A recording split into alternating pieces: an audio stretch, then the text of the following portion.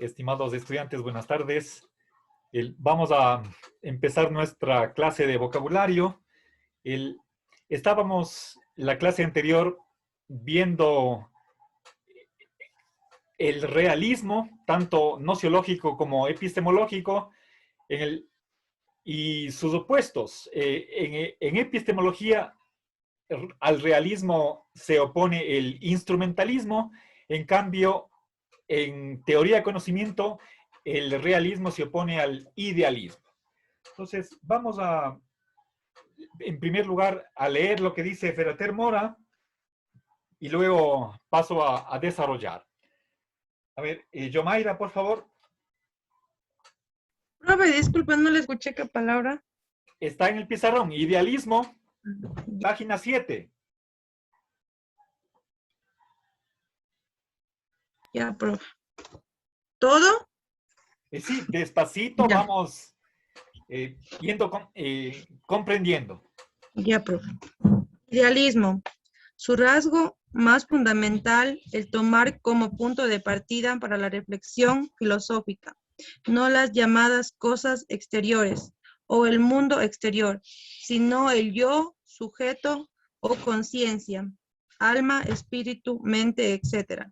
En efecto, aquello de que se parte es la representación del mundo y no el mundo.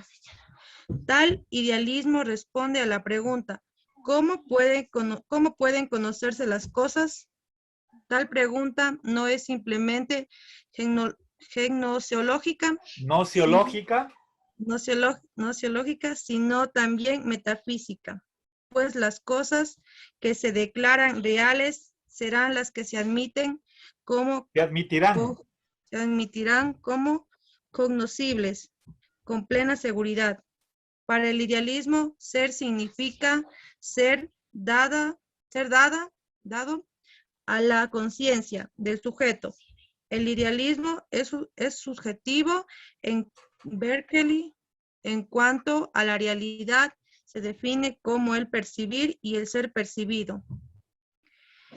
El idealismo trascendental Pero no se salte el latín.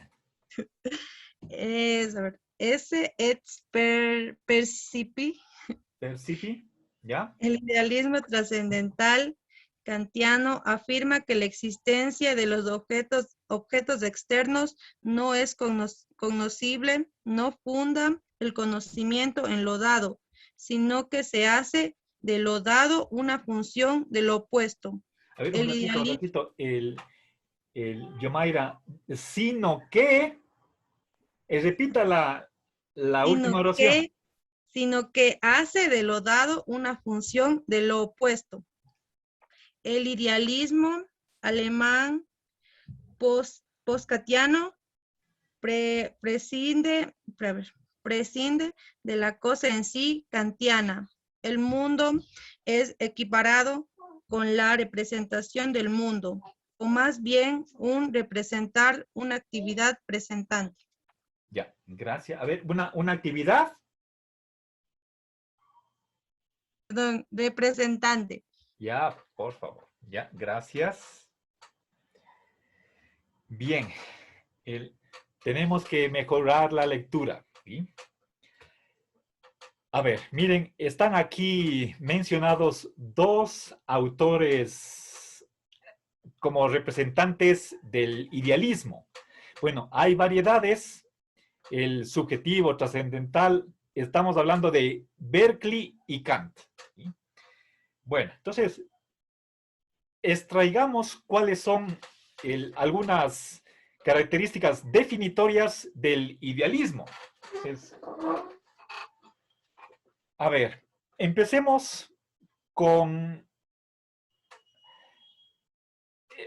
la ubicación de en qué disciplina se mantienen estas posiciones. Entonces, una doctrina.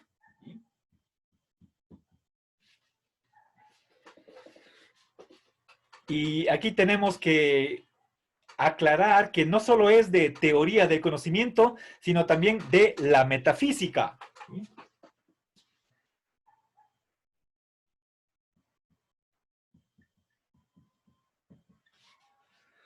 o si quieren ustedes, de la ontología. ¿Sí? Van de la mano en la definición de esta corriente dos subdisciplinas filosóficas. Ahora, noten por favor que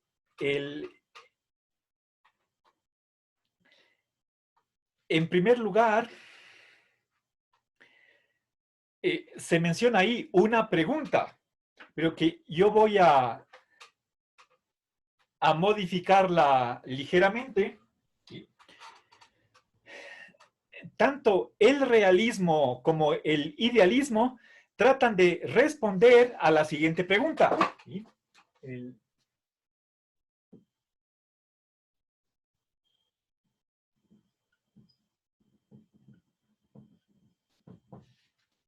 ¿Sí? Conocemos la realidad, ¿sí? Pongamos tal como es en sí misma, ¿sí?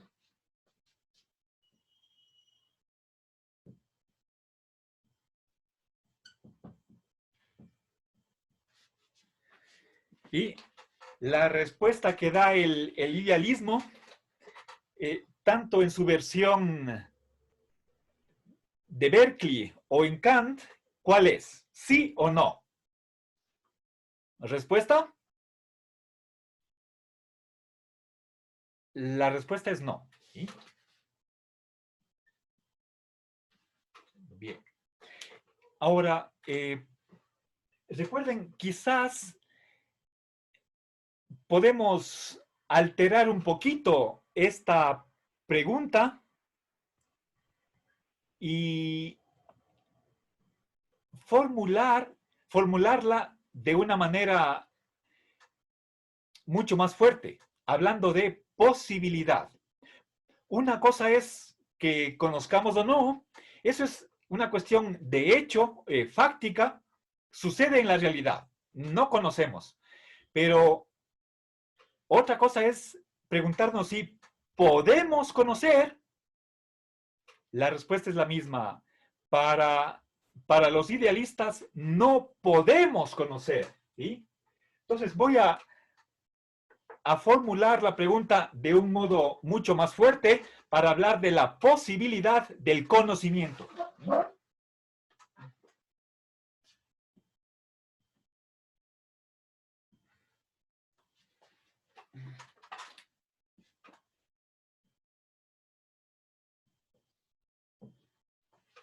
¿Ya? Entonces, es posible conocer la realidad, pero tal como ella es en sí misma. Y dan una respuesta negativa. No hay cómo. Lo cual quiere decir que la realidad es incognoscible. No puede ser conocida. Obviamente estamos hablando de los seres humanos. ¿Sí? Para el ser humano, por alguna razón, puede ser que la realidad sea tan compleja o nuestras capacidades tan limitadas que el resultado es que no podemos conocer. Por lo tanto, la incognoscibilidad de la realidad. Pero tal como ella es en sí misma. ¿Qué significa esta última frase? Tal como ella es en sí misma, ¿sí? Independientemente del sujeto. ¿Sí? Nosotros, según Kant, ponemos ciertos conceptos, aplicamos unas categorías, eso es algo que pertenece al ser humano, aplicamos esas categorías que pertenecen al intelecto y les aplicamos a lo que supuestamente nos da la realidad. ¿Sí? Recuerden, ahí hay una dualidad entre que la realidad da o el sujeto pone, el verbo dar y poner. Para los realistas, el sujeto no pone nada. La realidad da todo. En cambio, en el idealismo es el sujeto el que aporta, el que contribuye a que conozcamos la realidad. El sujeto lo que hace es el aplicar sus categorías, por ejemplo, la de sustancia, existencia, causa, etcétera, a lo que supuestamente capta los sentidos, y ahí tenemos la realidad conocida. Bueno, ya voy a llegar a, a lo que es Kant. A propósito, ustedes están viendo filosofía moderna en este ciclo. Sí, Marcelo. Ya, bueno, entonces, ¿están viendo Kant o ya vieron? Ya vimos, profe. Ya, bueno, entonces eso me hace la explicación mucho más fácil. A ver, verán. Y también están en este ciclo tomando teoría de conocimiento con Blanquita, ¿verdad? Ya tomamos, profe. Ya, fue el ciclo pasado. Bueno, a ver, entonces hagamos un repaso. Verán, ahora, entonces, por lo que respecta a la teoría de conocimiento, el idealista cree que no podemos conocer la realidad en sí misma. Y en cuanto a este aspecto metafísico, el ser se lo equipara con ser conocido. ¿Sí?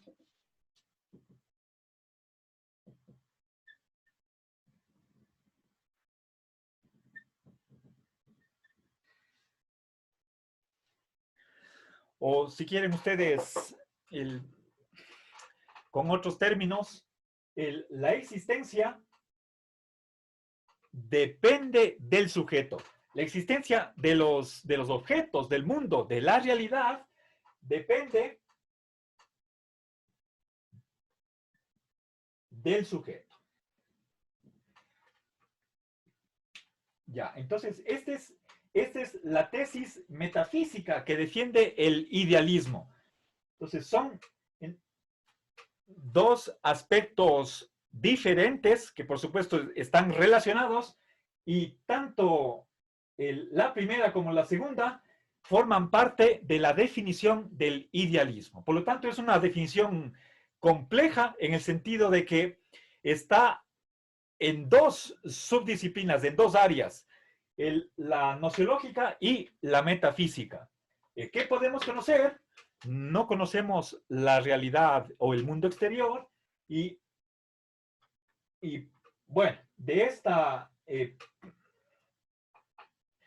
primera afirmación podemos llegar como consecuencia a la segunda de acá. ¿Sí? Ahora, sí quisiera brevísimamente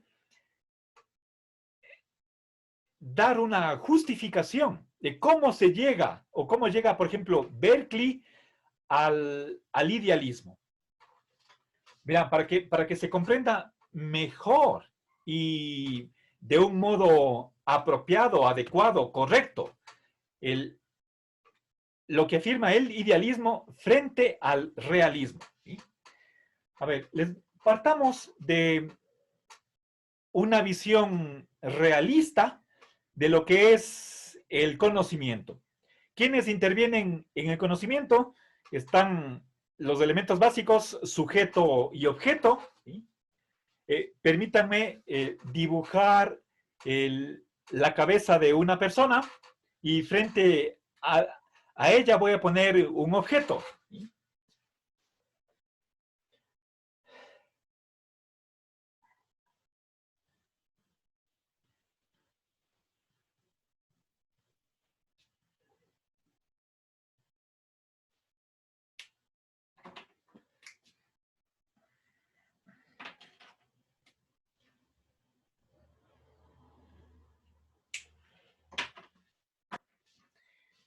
Bien, fíjense, tengo aquí dos elementos, este del objeto, acá tengo el sujeto.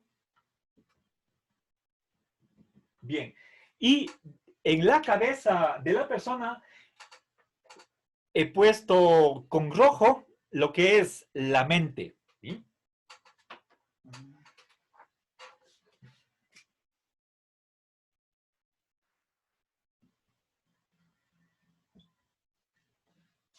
Bien. A ver, no me estoy refiriendo al cerebro. Eso es material. Hablemos de conciencia o la percepción como un fenómeno mental. El darnos cuenta de lo que tenemos al frente de nosotros. Podría ser esto una pelota. ¿Sí? Bien, ahora voy a poner, verán, hasta ahora tengo simplemente dos cosas. ¿Sí? Tengo el objeto y el sujeto. Voy a añadir una tercera cosa. ¿Sí? Esto que está en la mente, ¿qué es? Las dos posibilidades son que en la mente de alguna manera está el propio objeto físico presente. No es lo mismo presencia que representación. ¿Sí? Es decir, esto que está en la mente sería, según el realista, el objeto mismo, físico, material, que está presente. O, caso contrario, es una representación. Es una imagen, algo así como una foto, un dibujo, una pintura de lo que es el objeto mismo. ¿Sí? Este objeto es material, la mente no es material. ¿Sí? Entonces, pongamos objeto físico. A ver, bien. Ahora, voy a poner aquí qué es. ¿Sí?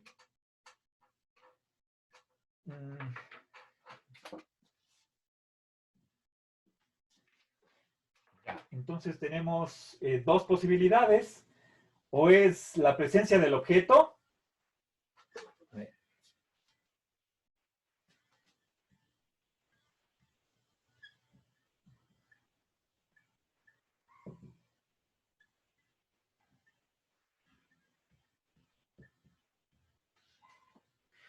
Bien. A ver, seguramente ustedes tienen bien claro lo que es presencia y representación, ¿sí? A ver, confirmemos, ¿sí se entiende esto de acá? La diferencia entre que el objeto esté presente él mismo o que esté representado, ¿sí? ¿Está claro, está clara la diferencia? ¿Alguien que no entienda? Bien, ahora parece que todos hacen la distinción entre presencia y representación, ¿sí? A ver, fíjense, si yo estuviera, si nosotros estuviéramos en la universidad, en clases presenciales, entonces cada uno de nosotros aparentemente nos vemos directamente, ¿sí? Estamos ahí, como decir, en carne y hueso, estamos en persona, ¿sí? Eso es que cada uno de nosotros está presente. En cambio, en las clases virtuales, nosotros nos vemos únicamente a través del Internet, si quieren. Utilizamos el programa de Zoom para reuniones virtuales. ¿Me ven ustedes a mí o no? A ver, ¿me ven directamente a mi persona? ¿Sí o no? En este momento que estamos utilizando, yo estoy utilizando una cámara, ustedes tienen en su aparato tienen una pantalla, ¿sí? Cuando me ven a mí, ¿estoy presente o estoy representado?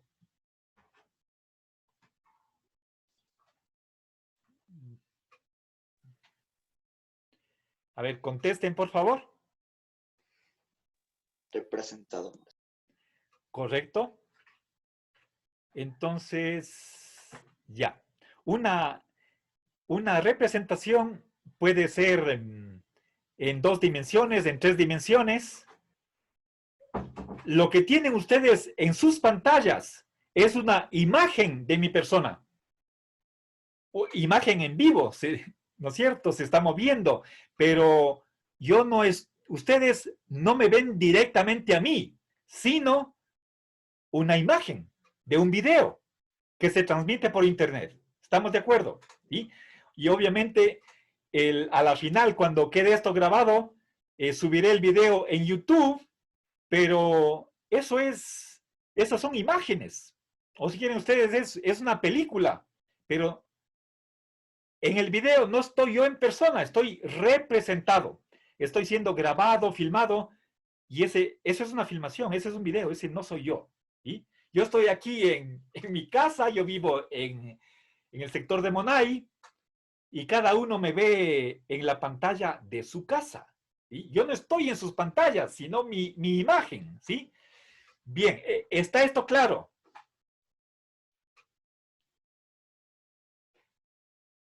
Asumo que sí. Ahora, les voy a hacer una pregunta personal.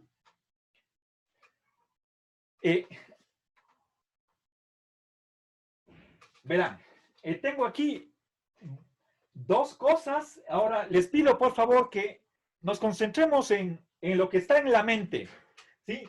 ¿Con qué entra el sujeto en contacto directo? ¿Sí? Hay algo que está en la mente. ¿Qué es esto de aquí? ¿O es el objeto mismo, el propio objeto en sí mismo? ¿Sí? ¿Es la presencia del objeto en la mente del sujeto o es una mera representación? ¿Sí? Ahora, quiero que ustedes respondan a esta pregunta según lo que piensa cada uno. Opinión personal. ¿Sí? Entonces, vamos a hacer una votación. Quiero hacer un sondeo de opinión para que, para ver por dónde van. ¿Sí? A ver, espero que se comprenda la pregunta. Y si no, por favor, díganme para ver si es que puedo explicar con otras palabras. Si quiero, les voy a hacer la pregunta con respecto a qué es lo que está en la mente. ¿Sí?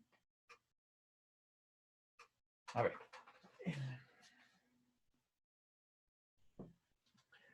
A ver, ¿qué está en la mente? ¿Sí?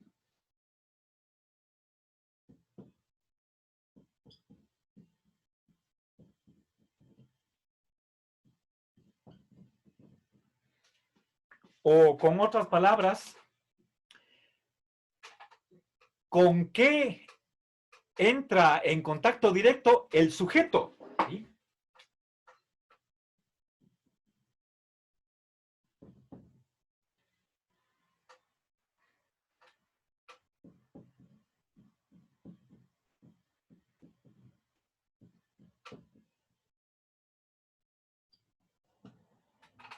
¿Sí?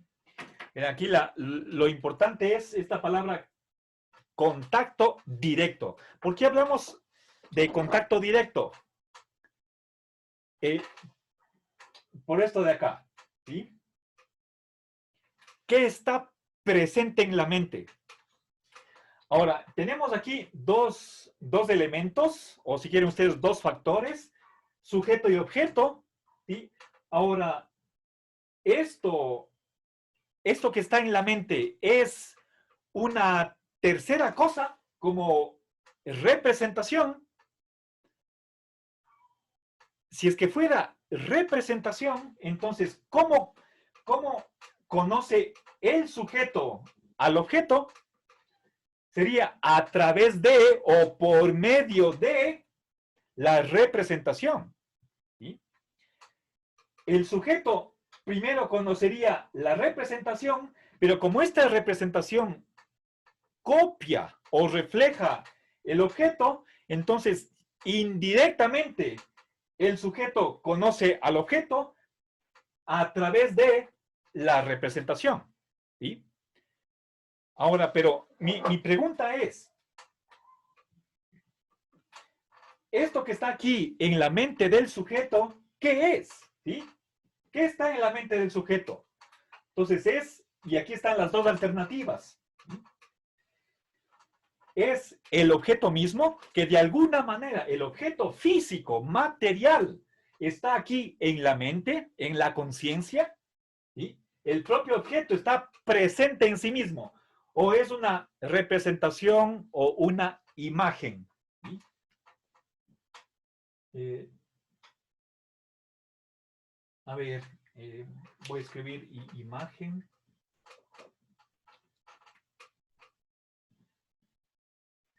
Si quieren ustedes una idea, ¿sí?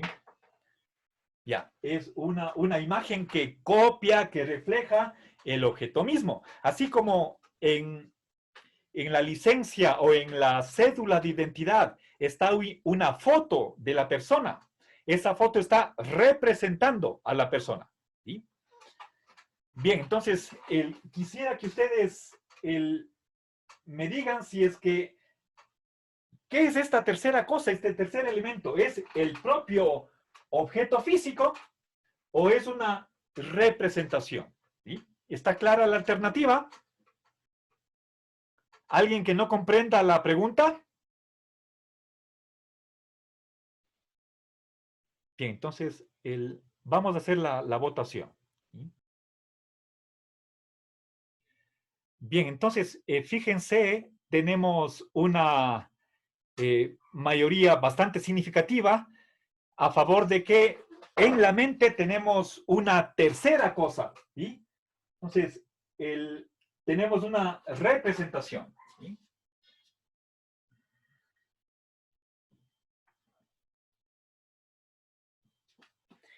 Bien, ahora, esa es la posición de John Locke como realista indirecto.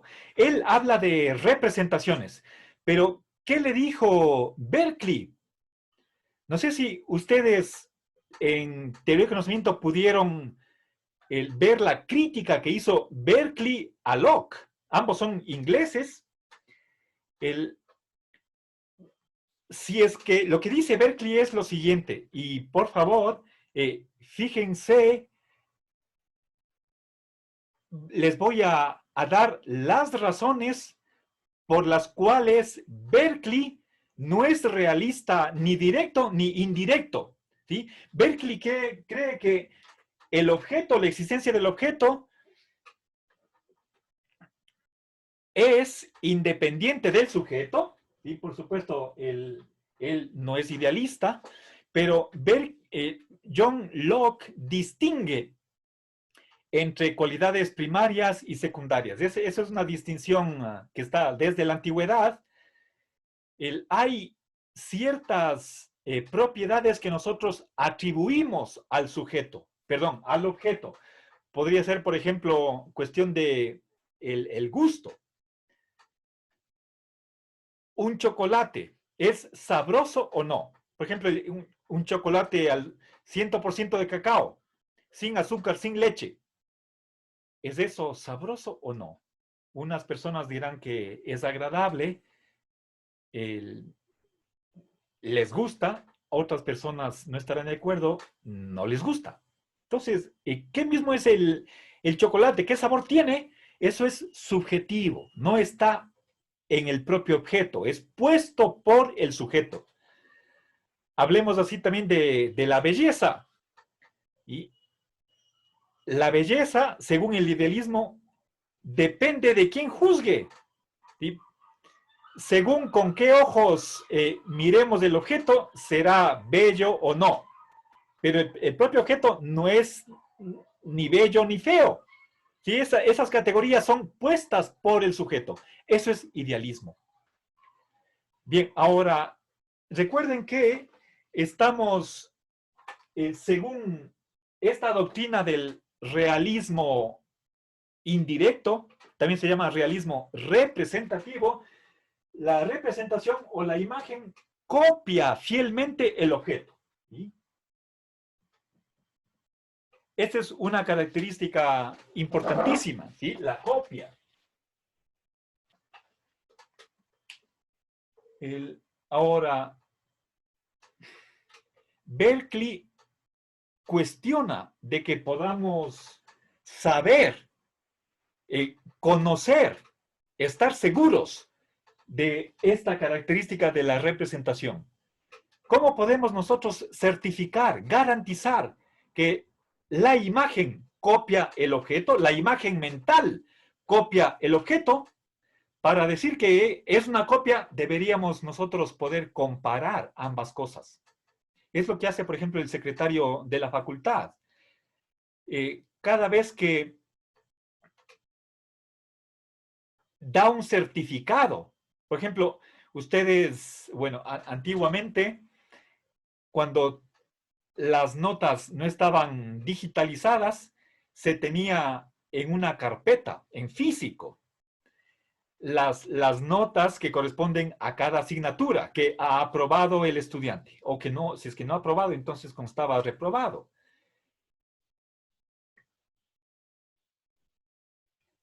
El estudiante recibía una fotocopia de ese registro de secretaría y el secretario abogado ponía un sello diciendo que es fiel copia del original. Para poder hacer eso, tenía que comparar el registro que reposa en secretaría con la fotocopia que tiene el estudiante. Y si ve que la copia ni aumenta ni quita nada del original, entonces pone firma y sello, diciendo es copia fiel. Esa es la manera de cómo certificar esta característica. Pero si es que el objeto no está, el objeto en sí mismo no está en la mente, ni tampoco la mente puede salir hacia el objeto, si es que eso es imposible, entonces Berkeley no ve absolutamente ninguna vía, ninguna manera de estar seguros de que la representación copia el objeto, ¿sí? Bien, entonces,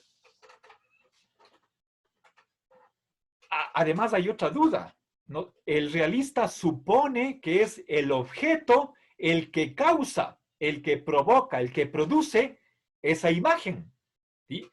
Recuerden, para el caso de la vista, es como si de una fuente luminosa salen unos rayos de luz, chocan con el objeto y esos rayos rebotan y son recibidos por el ojo. En el ojo se forma una imagen, empezando por en el globo, en el fondo del ojo, hay una especie como de pantalla, esa es si no estoy mal, es la retina. Ahí se forma una imagen que es, cuyo contenido, cuya información es llevado por los nervios ópticos hacia la zona visual del cerebro. Y cuando se activan las neuronas de esa zona, recién el sujeto se da cuenta de lo que está viendo. Esa es la percepción, ¿sí? El producto final de ese proceso que supuestamente empieza en el objeto. Ahora, según Berkeley, nosotros no podemos estar seguros de que sea el objeto el que inicia todo ese proceso. No hay manera de saber. Entonces, fíjense, por favor, esto es importante, voy a modificar el gráfico que tenemos aquí. Primero, pero voy a tomar una foto, porque luego voy a borrar. Y por favor, pongan atención a lo que va a suceder. Estén atentos.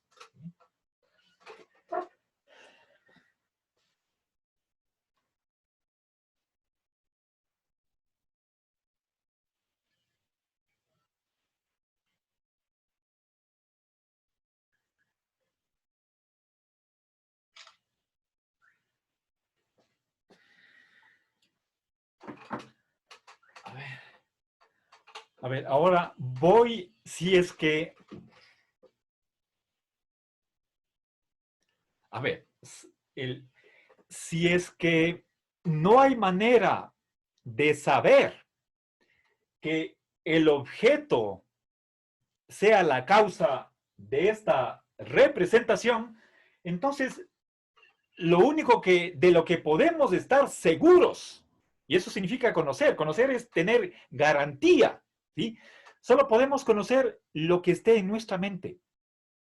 Entonces, nos quedamos con que este objeto en sí mismo desaparece, ¿sí? Y lo mismo que sucede con el objeto exterior pasa con nuestro cuerpo. Cuando yo veo mi mano, ¿sí? ¿Qué estoy viendo? Mi mano no está en la mente. Mi mano es un objeto material. Lo que está en mi mente, según esta concepción, según todos los 15 que contestaron acá, en mi mente no está la mano, sino una representación de la mano. Entonces, lo mismo que sucedió con el objeto, también pasa con el cuerpo material. Le voy a eliminar, ¿sí?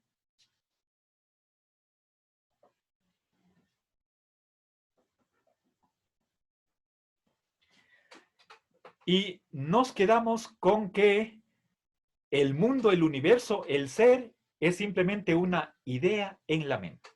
Eso es el idealismo, ¿sí? Entonces, el ser es lo mismo que ser percibido o ser conocido. El mundo es lo mismo que una representación, ¿sí?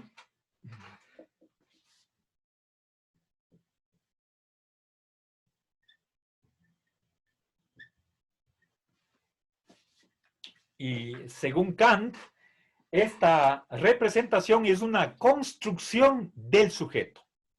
Es el puesto por el sujeto. Ahora, ¿de dónde salen los datos de la sensibilidad? No hay manera de explicar. Nosotros pensamos, simplemente pensamos, pero no es conocer. Pensamos que nos viene dado desde fuera del sujeto. Pero conocer, lo que se llama conocer en sentido estricto, según Kant, no hay manera. Por lo tanto, es una mera suposición, ¿sí? Y ahí que nuevamente llegamos a esto de acá. El mundo exterior, ¿sí? En sí mismo, ese es el famoso, a ver, la cosa en sí. O también con otros nombres es el númeno, no es conocido, es incognoscible, imposible de conocerlo. ¿Sí? Entonces, y cuando hablamos del mundo, simplemente estamos hablando de ideas que están en nuestra mente. A eso se reduce el mundo exterior. El mundo físico es simplemente ideas, nada más. ¿Sí? Entonces,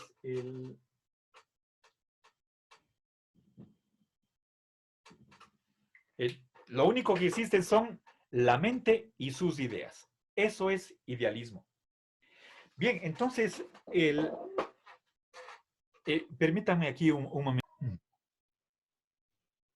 Bien, entonces para terminar este tema del idealismo, hemos pasado por los dos representantes más famosos, Berkeley y Kant, a través de Locke, ¿sí?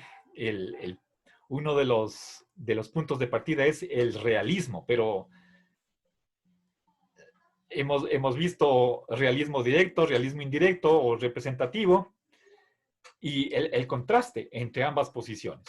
Ahora, si nosotros no quisiéramos llegar a esta conclusión última de que el mundo simplemente se reduce a una mera idea en la mente de alguien, ¿sí?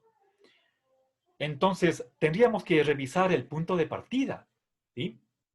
Ahora, seguramente, bueno, me atrevería a decir que tal vez solamente una minoría de ustedes estaría a favor del idealismo, ¿sí?